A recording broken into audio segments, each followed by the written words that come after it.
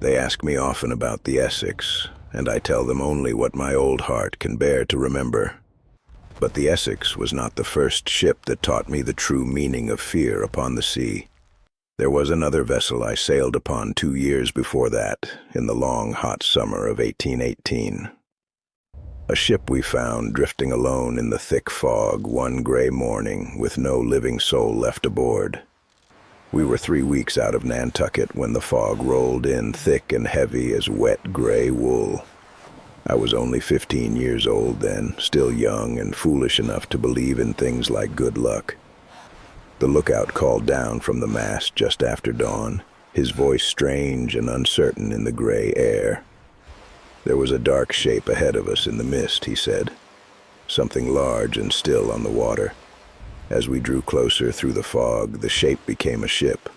A three-masted whaler, like our own vessel. She was drifting with no sails set upon her yards, turning slowly in the windless and silent morning air. No lanterns burned anywhere on her deck, and no voices called out across the heavy silence between our two ships. Captain ordered us to bring her alongside our own ship, said she might be worth good money salvaging for parts. The men exchanged dark glances among themselves, but no one dared speak their deepest fears aloud. Not just yet. I was among the first to climb aboard that silent vessel, a rope in hand and my heart pounding hard.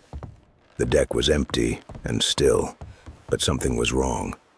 Something I could feel deep down in my young bones. There were dark stains spread across the wood of the deck, smeared across the gray planks in long, terrible streaks. The stains led across the deck to the rails and over the side, as if something had been dragged overboard. We searched below and found the crew quarters empty, the hammocks still swinging gently in the cold, musty darkness below. Food sat rotting on the galley table in the dim light, meals half-eaten and abandoned without any warning. Of the 20 men who should have sailed her across the sea, we found not a single body anywhere aboard. Only the dark stains remained, and the silence, and the smell of something old and wrong hanging in the air. Our captain claimed her as lawful salvage under maritime law, said we would sail her back ourselves for the reward. Half our crew transferred aboard the ghost ship to man her, and I was among those chosen few to go.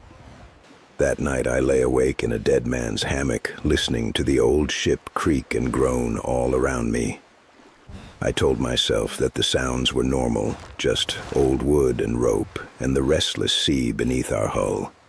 But somewhere deep down in my gut, I knew with cold certainty that we had made a terrible, grave mistake.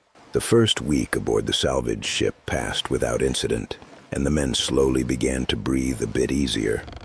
We even took a whale on the third day out, a young bull that would be worth good money back home. The hunt went clean and quick that time, nothing at all like what would come later aboard the ship Essex. I started to believe the ghost ship was simply bad luck meant only for her poor doomed former crew alone. But on the 8th night after we found her, everything changed forever, starting with the watch at cold midnight. Old Samuel had the deck alone that night when he saw something move beneath the black still water below us. He said it was like a shadow passing slowly under the hull, far longer than the ship itself was. We laughed at old Samuel come morning in the gray light, called him drunk on fear and too much rum. But Samuel was not a man who frightened easy after 40 years at sea, and his hands shook as he spoke. The next night I took the watch myself upon the lonely deck, standing alone beneath the cold, white, distant stars. The water was calm and black as ink that night, reflecting nothing at all but the vast, empty darkness above. Then I saw it too with my own eyes, a shape moving deep below, something impossibly large and very slow.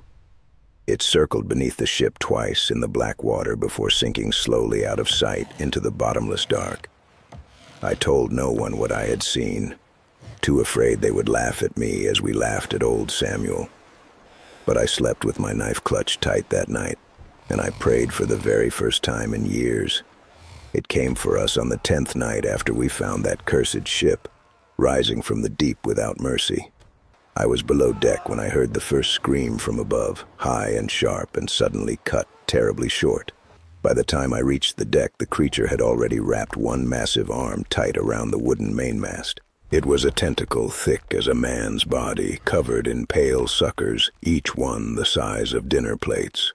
The arm was gray and glistening wet in the lantern light, squeezing the mast until the wood began to crack. I could not see the body it belonged to in the dark water, only more thick arms rising from below.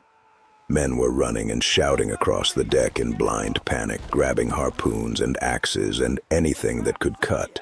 The mast groaned like a dying animal in terrible pain, then snapped in half with a sound like breaking thunder. It fell across the deck in a tangle of rope and torn sail and splintered wood crashing down on us.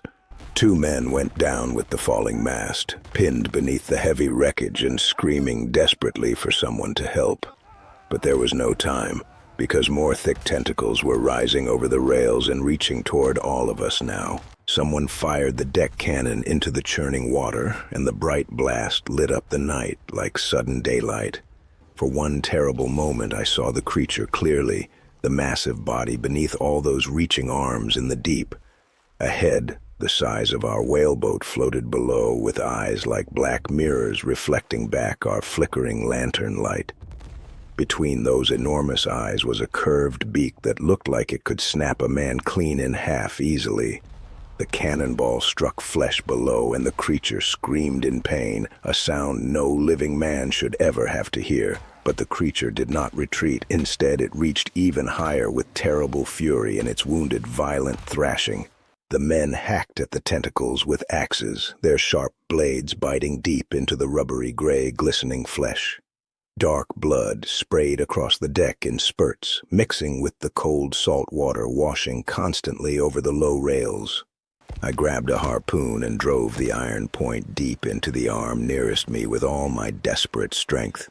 The flesh was cold and slick, and the massive arm barely seemed to notice my small and frantic, desperate attack. Then I saw the creature reach for Peterson, a young fair-haired sailor only a single year older than me. The tentacle wrapped around his waist before he could run, and it lifted him completely up off the wooden deck. He screamed my name as the arm pulled him toward the rail, his desperate hands clawing wildly at empty air. I ran toward him, but I was too slow, far too slow, and there was nothing at all I could do. The creature dragged Peterson over the side and down into the black water below without even making a single splash. He was gone in an instant, swallowed by the sea and the darkness below, and his screaming stopped forever in silence. The creature was pulling itself higher now, its massive, hideous head rising slowly up toward the broken, tilting deck above. I could see that terrible beak opening and closing in the dark, and I could taste the stench of rotting fish. We had hurt the beast with our cannons and blades and harpoons, but still not nearly enough to drive it away. It wanted all of us now, every man aboard, and it would not stop until the ship was empty of life. That is when I saw a small powder barrel rolling loose near the base of the fallen, broken wooden mast. The idea came to me not as thought, but as pure, desperate animal instinct, the blind will to somehow survive. I grabbed the barrel and a length of burning rope from the deck nearby, my hands shaking violently with cold fear. The creature's beak was opening wide now, a wet cavern of darkness lined all around with edges sharp as razors. I ran toward the rail where the head was rising from the water, running toward where no sane man would go. The men behind me shouted for me to stop and come back, but I could not hear their frantic, desperate words. I lit the short fuse and threw the barrel with all my strength straight into that terrible, gaping, open, hungry mouth. For one frozen heartbeat, nothing happened at all, and I was certain that I had failed us all completely this time. Then the water erupted in fire and thunder, a muffled blast from below that shook our wounded ship to her bones. I was thrown backward across the deck, my ears ringing loud and my vision filled with nothing but blinding white light. When I could see again, the creature was gone, sinking slowly back into the dark and churning water far below us. Its arms released their grip on our ship one by one, sliding limply back over the rails and into the deep. We never saw the creature surface again, though we watched the dark water without blinking until the gray dawn came. We limped back to Nantucket on one broken mast, 9 good men, fewer than when we found that cursed ghost ship. I never learned what happened to her original crew before we found her, but I think deep down I already know. The sea has many devils waiting in her depths, and some of them remember everything we do to them out there.